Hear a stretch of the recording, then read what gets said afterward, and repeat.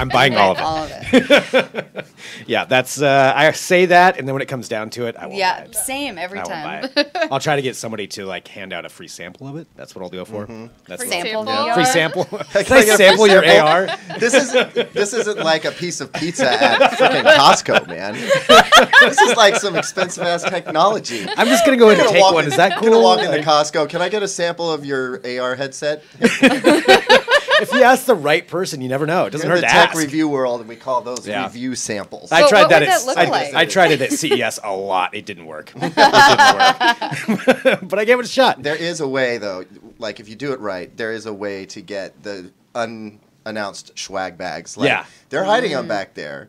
They do have stuff to give Right. away, but they have to want to give it to you. Yeah, I How haven't many figured out times the do you have right to code wink at words. them? It just helps to know some of the people, but yeah, you also, like, if you make them feel as if, this is a huge exposure opportunity, they'll usually just, slide. They'll slide it over. Okay, I need It's some a dirty lessons. little CES secret. I need some lessons on how to do this Hashtag correctly. CES. Yeah, I'm not secret. proud of the fact that I learned how to No, play the I game, went but booth I did to learn how booth. to play the game. I went booth to booth and it failed. But I didn't ask anybody for their samples of their AR. So Hang with me next year, kiddo. I'm following you. I'll show you how it's done. It's like we're a couple of grifters going to CES.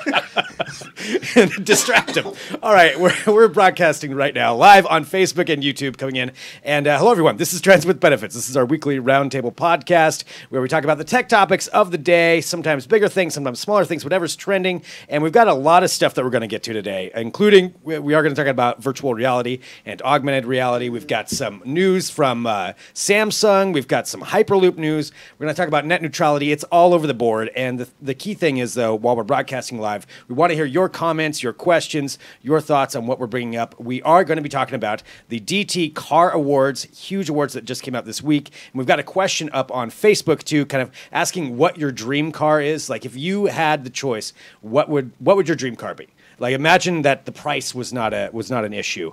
What would it be? And I'm curious what everybody on the panel has to say about this too. So let's get around. Let's go around here right now and introduce everybody. I'm Greg Nibler, your host, and to my right, Holly Smith, Holly- social media manager. what would your dream car be? I've always loved like 1965 muscle cars. Ah, yeah. Yeah, so I think like a Pontiac GTO. I don't know, but I like really old things. Yeah. Okay. All right. That's that dreaming big right there. All right. And going on down the line. Adrian Warner, I'm a producer.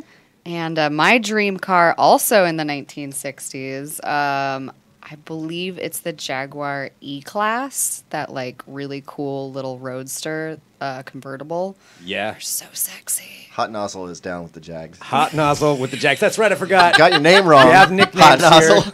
That is not Adrian. That is Hot Nozzle. When I it am comes to the redacting podcast. my name. I'll fix it in post on the podcast. We got to fix your email address and everything. Hot nozzle at digitaltrends.com. Oh, that's so hot. I love that so much. And down on the end, The Whiskey Mist. Caleb the Whiskey Mist. If you're new to this show, slowly everybody is getting nicknames. So Hot Nozzle and the Whiskey Mist down on that end. That is they're a rap duo. You can find We'll them come to your online. party. We'll light it up. Oh my God! Did you see Hot play Nozzle and the Whiskey covers. Mist last night? Oh my God! That would See them be at so Saturday amazing. Market every Sunday. Oh, Saturday Market. All right. They're in between the elephant ears and the freaking weed shop. So Whiskey Mist, what is your dream car? If you have one. I don't spend a lot of time dreaming about cars. I'll be honest with Yeah. you. I will say that it's not anything unique or special. And actually, I've been looking at buying one lately, but I really want an Audi TT convertible because they're a tight little car. They're nice and speedy, and they handle really well. I like to zip around a lot. So I think that might be a good one. Yeah. The Miata is just a little too. I don't know what the deal is with the Miata. Mazda RX-5 is decent. Didn't we have one of those out for Car of the Year awards? That was last year. Is that last year? Okay. I thought I saw it on a screen. I was like, oh, there it is, RX-5. Those are nice as well. But yeah, one of those little, basically a convertible roadster. I'd Okay. have to figure out which Yeah. one I wanted the most. All right. So The Z4s that's. are nice, too. I'm seeing a lot of comments come through right now. Maybe we should talk about the car awards first. And just Yeah, go to this definitely. because it seems like this is a hot topic right now. So I'm seeing an Aston Martin from Trudy, Porsche 911 Carrera, 1985 Buick Grand National SS. I'm not even sure. I don't know what Wow. that is. Yeah, I'm not sure. That's specific. That's somebody's been dreaming about that since They 1985. only made 10 of them. There's some specific memory associated with that. Is what I'm going to guess. The Like, for only me- like 80s car that I've ever heard anybody want is like a DeLorean. That's like very DeLorean would be specific. I want to, I mean, if I had to pick one, like a dream car, it would be a specific thing too. It'd be a Trans Am with the eagle on the hood. Oh, yeah. The T-top. And I don't even know what year it is. I just have the picture in my mind because I was in karate class when I was a kid, and I had my friend's dad was the divorced dad, so he bought all of the cool stuff. cool dad. He was the cool dad, yeah. So he'd come pick us up in the T-top Trans Am. That's what I want. I want that T-top Trans Am. So that's kind of like Kit from Knight Rider, kind of, right? yeah, yeah. Actually, very similar. Pontiac. Well, that was a Pontiac Trans Am. It was just a slightly newer version, I think. Yeah. than So the one or with the Kit. eagle. Kit would work too. Kit. That works fine for me. I have to say though, I drove around LA in a Dodge Challenger a couple years back. Like that was our. I went there for a business trip, and that was our rental car because somebody paid extra money up front, and it wasn't me. But I got to borrow it a bunch, and people were like, "Yeah, tiny blonde girl in a big muscle car," and I was like, "I could get used to Oh, that." yeah. Badass. No, I totally get that. Yeah. I love it. Tesla Model S P100D. So going for the brand new car if you want one of those. Simon says, "Why you lying?" I don't know who's lying, but one of us is apparently a liar on here. So Jacob says Rolls Royce 2014. So a lot of different comments coming through on this, and we're going to talk about this then right off the bat with the DT Car Awards. So if you've noticed at digitaltrends.com, this is a pretty big thing that happens every year, and we've got a giant selection of different categories that the staff goes out and tries out all these different cars. Holly was one of the people that went out there. So this was in New York where you went? We were actually in Maine, In Maine, okay. I So believe. We Connecticut? drove Connecticut. We were in Connecticut. okay, somewhere in there. We'll just say New England. Yeah. We'll give a blanket New England statement. They probably crossed several states during that time. Yeah, Oh, I look mean, at that Audi. The I'm telling video you. is That's cute. fantastic. I have something for Audis. That thing is hot. Yeah, so if you're drive it. if you're watching right now, you can see some of the videos, and if you're listening via podcast, just go to digitaltrends.com and check out all of the DT I gotta car go, you awards. guys. But Holly, maybe you can give just a quick rundown Need of some privacy. of how this is getting really. Excuse- I'm trying to excuse talk yourself. over it and like just to like hope everybody just ignores what's happening in the background. I apologize. Just keep talking, keep talking, keep talking. So, Holly, maybe you can give just kind of a rundown of how this works. How does Digital Trends I guess establish these DT car awards as far as where we go, and does everybody bring the cars to them? Or Yeah, so these cars, usually it's 15. This year we had 14, but it's the top 3 cars across 5 categories that we've driven over the year that really stood out to us. And so the auto team takes them all out. Last year we brought them to Portland, to our home office. This year we were lucky enough to go to Lime Rock Park, and we had the whole track to ourselves for one day, all 14 Wow. cars there. Yeah, it was insane just getting to drive them around from place to place because it was a huge track, and then obviously take them out on the track. But the categories were performance, daily driver, luxury, alternative energy, and daily driver. And so we took them all out. The auto team got to test all the different features.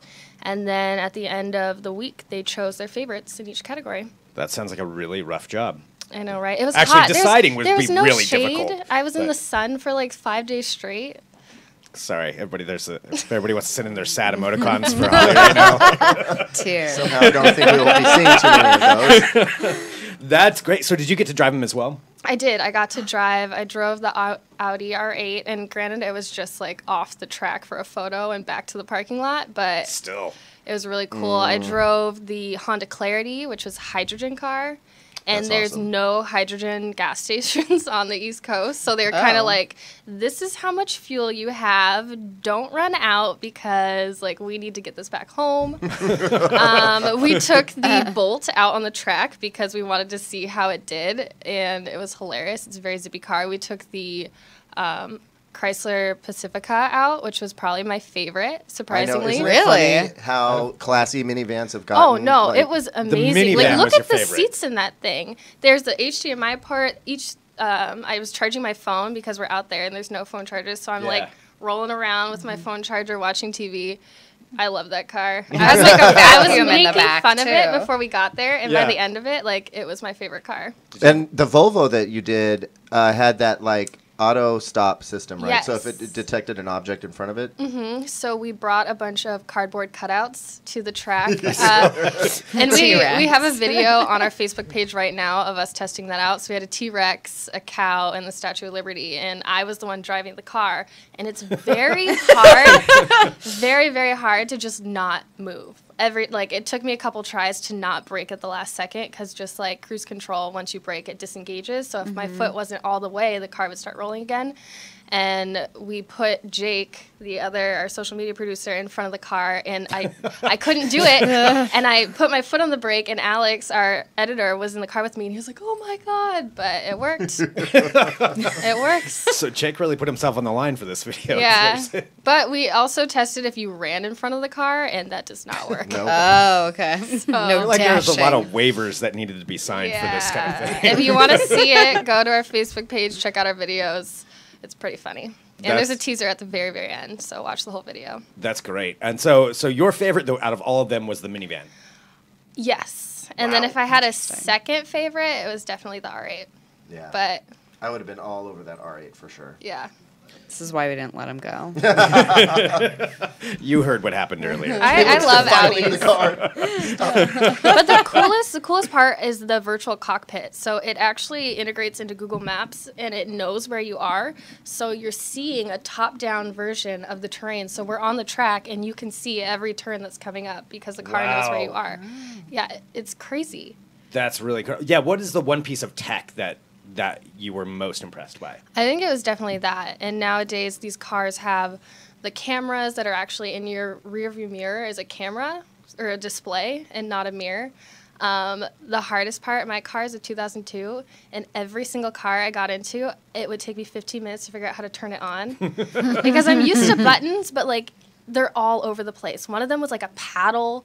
Like, yeah, that was the most frustrating. That sounds again really rough. I saw Keelan post in there. The struggle is real for Holly. So everybody just keep Holly in your thoughts today about what she had to go through. No, that is awesome. Jake also says Holly was born to be a soccer mom. So Oh, with the Pacifica? Never. I will never buy a minivan. you just said it's your favorite though. I appreciate it. Yeah, I don't want to own That's it. not what you're gonna own. On the outside, it doesn't look right. All right. Well, there it is. So all of this is at digitaltrends.com too. You can take a look at all of the cars from the awards. I see everybody is streaming through with their favorite cars. Dodge Vipers are ending production, aren't they? I believe in like a month. I think in a month. I was actually on DT Daily today. So Dodge Vipers are soon to be, well, it's probably a lot more expensive because you have to buy it used, and now it's going to be a collector's edition or something like that. 1939 SJ Duesenberg. I have no idea what that is, but I'm not gonna lie, I have no idea. But that sounds great. Pontiac Firebird, black and gold, 1979. That's more the style that I'm talking about. That's cool. Yeah, that's cool, dad car. All right, that feels weird when I say that. Let's move on. So we have several other things that we want to get to today too. So again, if you're just joining, this is Trends with Benefits. This is our roundtable podcast. So we've been talking about the DT Car Awards. You can check out all of that at digitaltrends.com. But we do have some other things to talk about, and I wanted to bring this up because it does have to do with virtual reality. And if you watch this show, you know I'm a fan of VR. And this, though, is a new thing that's going to be coming out next year. And it has to do with Facebook, which I think this is finally the way that maybe VR is going to get into the masses. And I do have a question for anybody out there. I think, we all know what VR is at this point, but there's a lot of people that have not tried it, or they've tried like the lower end ones, because the high end rigs are really, really expensive. You want a nice Oculus Rift or HTC Vive. You have to have a very powerful computer to really make it work. And then the system on top of that is several $100s. So it's really expensive to get into. Facebook, who owns Oculus, has now announced that at some point next year, they're going to be putting out a $200 standalone wireless headset that will not require a PC, completely wireless. You won't have to buy a fancy phone for it. It's just a self-contained unit, and it's going to be better than any of the. They said it's going to be better than like a Samsung Gear VR. So it's actually going to be a mid-level VR headset for $200. I can't believe the price on that. That's the thing. Yeah. That's so low. I mean, to me, it makes me think of you know, like when a PlayStation, when that came out, like a revolutionary thing, but most people didn't have a PlayStation right off the bat. You know, it took a while for the price to come down before people started trying it and realized, oh, this is amazing for that time. That's what I feel like this is. This is getting in at a price low enough to where now an average consumer can legitimately consider, okay, $200, I could go into that. I could buy that. Here's what I don't get. Like the full-on Oculus Rift requires massive computing power, right? Yeah. Like, you have to have a really beefed up PC, and then there's, you know, all these cables and whatnot coming to it. I get that they're trying to make a wireless version and make it more accessible, but how dumbed down is this going to be? You know, for $200, how are you pulling that off? You can't even buy a phone for like $200 anymore, can you? So, no, not really. So I don't know if they're just trying to, like, you know, insert themselves into the marketplace and dominate right off the bat, or I don't know. I'm really confused by this news. I don't get it. Well, I mean, this is what they've been kind of going for. I mean, Mark Zuckerberg has talked about that before, that he wants to get it down to a standalone set at a decent price. Because, I mean, imagine that. You get in, you put out a Facebook VR headset and get people hooked onto that. I mean, you can really change that entire landscape and take it over from anybody else. Because if you're that low in price, you know, there's always going to be the high end people that want the high end, you know, Oculus Rift and the HTC Vive. But until the price goes down on those, your average consumer is not going to be getting those. Like, they're not going to be going into this. This is something where I think that could really get a lot of people in on it. But that's not the only VR news. So anyway, I wanted to get that out there and talk about that. We've got several other things that we have to get through today. The other thing, though, besides virtual reality, is augmented reality. And Apple is another one of the companies that's been really trying to get into that. You know, we had Google Glass, like 6 years ago now? That just, I think it's like been that forever. long. Yeah. Ancient. and they tried, you know, and good for them. That just didn't quite work out. And then you have the Microsoft HoloLens. When and if we ever see that, I don't know. Supposedly we were going to get one here this summer, which, shout out to Carmen, that would be awesome if that happens. But so Apple, though, now with their AR kit, which is what this software is going to be called, AR Kit, that they're getting out to developers. And the AR Kit is going to allow a lot more people to develop augmented reality. So it's going to be available on all of your iPhone 6S and onward, and 2017 iPads and onward, anything with an Apple A9 or A10 processor. And that's a whole lot of things I'm throwing out there. But augmented reality, I think a better way to showcase what you can use this for is we've got a couple of videos, demonstration videos that they put out. One is, well, it's a dancing robot. It doesn't really make a lot of sense. But the way this software works, you can overlay your actual, like, say, your living room and put something into your living room. The dancing robot is creepy as hell. I think it's the bowl haircut that's really throwing me I was off. gonna This is just me in the living room. It's not as creepy as the dancing hot dog on Snapchat, though. Ooh, I don't even know what that is. You need to look. I don't search want it. to. I will not. I will not do Not it. doing it. Facebook will know. But yeah, so this AR kit, though, this is actually something that I think is going to be really useful for everyone. I know that perhaps the dancing robot wasn't the best way to show the usefulness. There's a great article at digitaltrends.com talking about this, and one of the main things that they focused on was this company that does high-end furniture. And so what it is, you can take your phone, you hold it up to the room, and you can overlay all of the furniture into like a blank room and actually make it look real as far as what that room would look like furnished with certain things. That kind of something that, you know, those kind of things that you can actually utilize in the real world, that's where AR is going to make a big difference. That's not even a great example. I mean, The fine, I get picture, it. But that I'm showing there. Holly had the best example, which was IKEA furniture. Yes. Imagine, Yeah. 100%. put on the goggles and forget that crazy You don't even pictorial need the thing. goggles, technically. You can just hold up the Oh hold yeah, up I'm your sorry. phone. To hold Yeah. up the phone. Uh-huh. Yeah, and use that. That's Or awesome. clarify, putting together IKEA furniture. Not Not looking show at you IKEA how to do furniture. it. Yeah. Yeah. Well, Like it step could be by step. both. Yeah, you could look at what it's going to look like in your room, and then you can also build it in your room once you get the box there. See, I think that's. I mean, I love this idea. They're a little bit far behind. They said what they're using right now isn't quite where it's going to be. And one of the rumors maybe for the new iPhone was that it was going to have an infrared camera. So almost like a Xbox Kinect, where it could walk in, scan the room, and then you would really have a lot of power at your fingertips as far as augmented reality. They showed another video, too, of utilizing it in a restaurant. I don't know necessarily about this, but they show you sitting at a table and you can scroll through and they show an augmented reality version of whatever it is you're going to order. I don't know how useful it is, but it is delightful. I am just charmed. My pants are charmed off by this. I really need You could probably use this for cooking in some way. You could, yeah. Like, I need a real good visualization of my chicken fried steak before I order it. You know who you know what? Kentucky Fried Chicken is going to be the first to use this. I guarantee you. Oh, you're right. Remember when they had like the tablet placemats and they did, yeah. They're into using crazy tech for weird promotional reasons, and it's them and Doritos are like the cutting edge. I think it's going to be hilarious. Exactly. I think it's going to be hilarious when Domino's Pizza or KFC is like the first to use augmented reality in a meaningful way that like everybody can put their hands on. Add your pizza toppings. I think this is gonna. I think that this just has so much more like advertising potential. Like, but I think too, it's gonna be similar to like something like Apple Pay, where like big box retailers will make use of it in really cool ways, and then it'll trickle down a little bit. But I don't know how many people are going to adopt it right off the bat. Yeah. Well, I think one of the better points in the article is that this is Apple. Like, yes, you have Microsoft working on something that's out there, but we've never seen it. Google has their version of AR, but there's like 2 phones that nobody owns. That's the problem. Yeah, Tango, that supports it. Exactly. Yeah. Project Tango. This is Apple. And the people who are working with ARKit right now say it's super stable and easy to work with.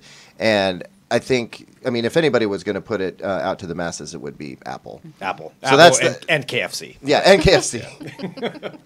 But no, you're right. Match made in heaven. But that is true, and that's kind of what I meant with the Facebook VR headset. Facebook getting that out. I mean, that's such a massive amount of people that they can reach. And Apple, yeah, if it's already in your phone, I mean, they're saying that this can be available for essentially now, and your phone's just going to improve. This could actually be pretty amazing. So I'm taking a look here. We've got some. You've already got it. I love you. And I don't KFC know. Simon is loves very you, popular in China. I smell a ruse. Oh, there we go. It all works back. This is how this all matters. Well, all right. Going from China, then let's go to Korea and talk about Samsung's. That's a segue. You don't call it out right after you do it, though. But so normally you don't. Normally you don't. But here at Digital Trends with benefits. Whatever. All right, we're all over the board. Caleb, I know you wanted to talk about this big announcement that came out today. So Samsung and the world's first LED movie screen. Yeah, you take this away. So in conventional theater, you've got a projector throwing light at a screen, and you've got to keep it super dark in there for anybody to see it, and it's also really inefficient. Getting it to be really bright and pop off the screen requires like some serious heavy duty equipment that frankly most theaters don't even have. I don't know what possessed Samsung to do this, but they have basically created a 34-foot wide LED TV. It's like a movie screen sized LED TV. Wow. And because the reason why some of the images that you watch at home look so much like they have more pop and they just look more realistic than they do at the movies is because of brightness and contrast. You can get better brightness and contrast out of a TV than you can in most movie theaters. There are a few exceptions, but yeah, I mean that's what we're talking about is basically a 34-inch wide TV screen, but acting as a movie screen. And they put it into a high-end Cineplex in Seoul, South Korea. That's the first place it's appeared. And then they do want to roll it out into some other markets. The U.S. is up. So we will see this here stateside. But it's an interesting way to go when the projectors are kind of meeting their limits. Like I said, it takes like these $150,000 to $200,000 each, 2 of them laser projectors, which are only in a few theaters in the world. And that's to get anywhere close to this. This is 10 times brighter than most movie screens that you see in the cinemas. So I think that they're trying to break into new markets and maybe kind of change what the theater going experience is going to be like. I'm sure it's going to be pretty stunning, with HDR and 4K and all that stuff that we're enjoying at home. This will just be on an absolutely massive scale. And we haven't really been able to achieve that yet outside of Dolby's super theaters. Like if you go to the El Capitan Theater down in LA, they have those 2 super expensive projectors, and it's Ryan actually got to go see it. I did too more recently, and it is incredible. Like you've never seen anything close to it. This could outpace that and cost a whole lot less for theater owners to put in. Plus it's scalable, right? So it's a number of different panels seamlessly stitched together. So if you have a smaller theater and you don't want the 34-foot monster, then you scale it down to whatever works in your theater size. That makes a lot of sense. I am curious about the cost difference between that and like most theaters have converted over to digital projectors, but that was a huge expense up front when they were coming over from 35 millimeter. And so if this is more cost benefit, then I wonder if they could like still use film and project onto, not even project, but display onto LED screens and kind of have like a boop. Just stack it around. Bam, bam. I do have some concerns. One is, LED, LCD televisions are not a perfect technology. Like I could see an OLED version of this, that would just blow my mind. But I mean, from a cost perspective, the bulbs that are in these projectors that actually use lamps as opposed to, say, lasers as a light source, they are ridiculously expensive, and you have to replace them all the time. Oh, and they go dim. So, like, the movie watching experience goes down as the projector ages. So when you go see that movie, you don't know whether it's going to be up here in its performance layer. Yeah. But then LED, LCD TVs have this, weird backlighting issue problems. I really need to go see it. It sounds in theory like it would be amazing. But I think I'd love Trends to with see Benefits live from this theater would be a great idea. So I'll call Samsung. Yeah, if we can get. They've actually been bugging me to go out to Seoul, so I may get a chance to put my eyes on this and see That'd what be cool it's to all get a about. first-hand account. Rich is asking, how's this different than like a jumbotron in stadiums, which is a good point. Way different. Like, so those jumbotrons are. I mean, even though they look amazing, if you get up close to it, it's a big blocky, pixelated situation. It's right? meant to be seen far away in a stadium. Exactly. You're just reaching a huge, wide audience. This is nothing like what you see in New York, Manhattan, or in Vegas. This is going to be a super crisp, small pixel, ultra bright kind of situation. And it should be a lot like watching just a massive version of a really high-end TV in your home. How much power is that going to take? Well, I don't know. LEDs don't take a lot of power. Yeah, they don't take a ton of power to begin with. Granted, this is a lot of them going all at once, but like definitely nothing super significant. I don't think we're going to start having brownouts when these theaters pop up all over the place. Yeah, but how long is this TV going to last if they adopt it before it gets outdated? Well, I mean, I would argue that it's going to last longer than a projector would. The screen you rarely need to replace, but yeah, the projectors or the technology. I mean, the technology. Yeah, like when are we gonna have like all of a sudden it's 8K, 16K, 32K, and like you're behind now? Well, that's a really great question because 8K is coming, and eventually people will be shooting stuff in 8K fairly frequently, but 4K is just come to theaters. I mean, it's a relatively recent thing. Plus, you need all the movies to be shot on. Right. Everything has to be shot in 4K or 8K. Right. So I think there's a good reason for some theater owners to invest in something like this. If Samsung makes it available for a reasonable price, that's one thing I haven't figured out is how much they're going to charge for it. I think though to access this theater, it costs like the equivalent of $50 US per ticket. All right. I'd have to really want to see that thing in the theater. Yeah.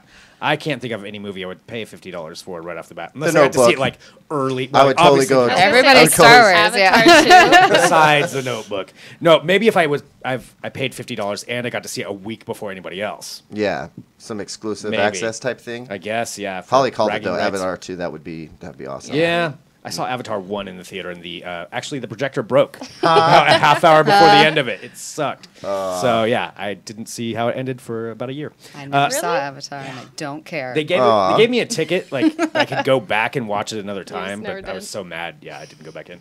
Another story for another time. All right, Segue Master. So let's get to the final thing here. And I realize that we're starting to run out of time, but I did want to bring this up because we've probably all seen something about this across the internet, especially yesterday, and it has to do with net neutrality. And I think we've seen this word thrown out there, and I think a lot of people still don't really understand exactly what that means. And I just wanted to talk for a second about it, just kind of bring up what that is and why it is you should care about it. So the FCC chairman right now, Ajit Pai, wants to roll back net neutrality. Net neutrality is essentially this, and Caleb, and you guys correct me if I'm wrong here, but just to give like a basic explanation. Right now, like say you get your internet through Comcast. Comcast cannot throttle other sites for you. Like say Comcast is having a fight with Netflix, they can't slow down your Netflix feed just because they don't like Netflix. They have to provide the same thing across the board. With this, if these regulations are rolled back, Comcast could technically do that. And I'm using them as an example. That's not good. That is not what I would think we want. Is that a fair explanation? Yeah, totally. Think of it not like good, this. May right not be now, the most eloquent way to say that, but yeah.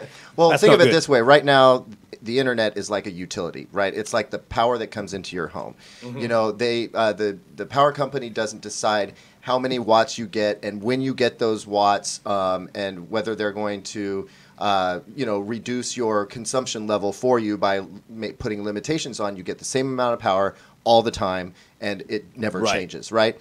Whereas with your cable bill, with your cable company for TV, you have to pay more money to get more stuff. Mm-hmm. And in terms of internet access, that's true. You can pay for higher total speeds, but the speed with which Netflix can deliver you their movie versus Amazon, for instance, like right now Comcast and any other internet provider can't play favorites. They can't build so-called fast lanes for people who are willing to put up a little extra skrill and make sure their stuff gets to you faster. Because if we do go that way, a lot of people who are not net neutrality advocates say that the little guys are going to just get squashed, right? That it would mean that back in the day, digital trends couldn't grow the way digital trends grew. CNET would always be stomping down on us, right? And that's just one example. It can go for any number of different merchants and e-tailers and blogs and whatnot. Newspapers. It basically introduces, like to use a radio analogy, a pay-to-play kind of condition, and that's bad. And everybody on the internet thinks it's bad, which is why they had a big protest day yesterday. But like, I can't. This is a thing that is purely for big business. And I think if you ask most people, if they know what net neutrality is, or at least have an inkling of it, there's almost universal agreement that this is important. We need this in place. Right. And we don't get political on this show, but this guy Ajit Pai, who just got put in as head of the FCC and gets to wield a mighty, mighty sword, is really putting everything that we know about the internet right now in total jeopardy. Like, equality is about to go out the window if he has his way. And obviously it's something I'm pretty passionate about, but a lot of other people are too. And I think anybody listening to this show or watching would be this show passionate about it. Yeah, Yes, yeah, totally, exactly. Yes. Yeah, it's pretty horrifying. Have you been following? I have not extensively, probably to the extent that like the editors here have, but piece by piece. And there was like a kind of a visual example of what you're talking about with the fast lanes of like, this is what an ISP would like offer in terms of like, okay, you get this. It's very similar to like the cable package days of yore of like, you can get these channels for this price and then you add on this and then you add on this. But think about that in terms of just going to different websites and using their platform. Like, would you want to pay extra just because you have X app or because you go to What if it New starts York costing Times more or- money to use Netflix because they have to pay for a fast lane to make sure you get a good experience? Now you have to pay Netflix more to offset that cost. There's no reason for it. It's just making more money. Yeah. Just they're going to make more money. Yeah. That's I worry what that it comes more down people to. don't really understand what's going on because I think that when John Oliver talks about stuff like this, he gets people rallied and they flood the FCC website and they shut it down. Right. But not everybody is a fan of John Oliver necessarily gets that viewpoint. And let's face it, net neutrality is not a very sexy term. Like you're not gonna I gotta click that article when you're surfing through the news in the morning. It's just I don't think it it's making the rounds on the headlines like it should. Well, there's some great articles at digitaltrends.com. You can take a look at it and just kind of it'll sum it up probably better than I did. But go there to digitaltrends.com, take a look at it. There's links to all kinds of different sites. We can kind of get involved and at least make your voice heard on it as far as how you feel about it. Whether or not it's going to stop it, that's hard to say. But they did kind of say that the more that's out there, the more it helps down the road. So the more people that send in letters to your congressman or whatever. Again, it's not being a political thing. I'm just saying this is important to all of us. This affects everybody. Yeah. And I wonder, can you declare something a utility? Like if internet was considered a utility across the board, would this be still an option? That's the discussion that's happening right now is like, can we officially define the internet as a utility? And Ajit Pai doesn't want to, but there's like a drop dead date. Like if you want to tender your opinion, whichever your opinion might be, to the FCC and weigh in. I think is it the 17th? I believe it's the 17th is the cutoff. You can still send in complaints, but whether or not they're going to look at them, and it's July 17th. I believe it's July 17th, and I want to make sure that I'm right on that because it is kind of a confusing thing. The day of action was yesterday, was July 12th. Right. That was kind of a protest thing where sites like Netflix and Kickstarter and YouTube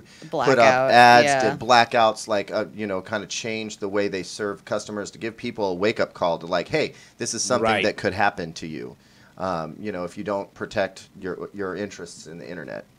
I would say go to digitaltrends.com, take a look right there, and follow those links as far as what it is. Yeah, July 17th. Okay. So July 17th is the cutoff to send in your comments. And I think we have a link to that spot to put the comment in, right? Yeah, battleforthenet.com is where it ends up. But Digital Trends, go there, take a look at it, and kind of research that. So, sorry, just want to make sure that we got that out there and just take a second to think about it if you haven't already. Otherwise, though, I think we're about done. Taking a look at the car comments, there are so many different ones. A 1971 Carmen Ghia, pink, specifically, from Tiffany. That would be pretty cool. Ford Shelby GT 500, Eleanor 1978. That is another one. You have been thinking about that for a long time, I can tell. That just flowed out right there. So lots of great comments coming in there. Again, this is Trends with Benefits. We're live here every Thursday, 2:30 p.m. Pacific on Facebook and YouTube, and we love your comments and questions, but we also have the audio podcast available, and you can find that on iTunes or wherever you get your podcasts. So subscribe to that and tune in there. I think that's about it. Thanks everyone for joining in, and we'll be back next week with another episode. Hot nozzle represent. Hot nozzle. Hot nozzle out.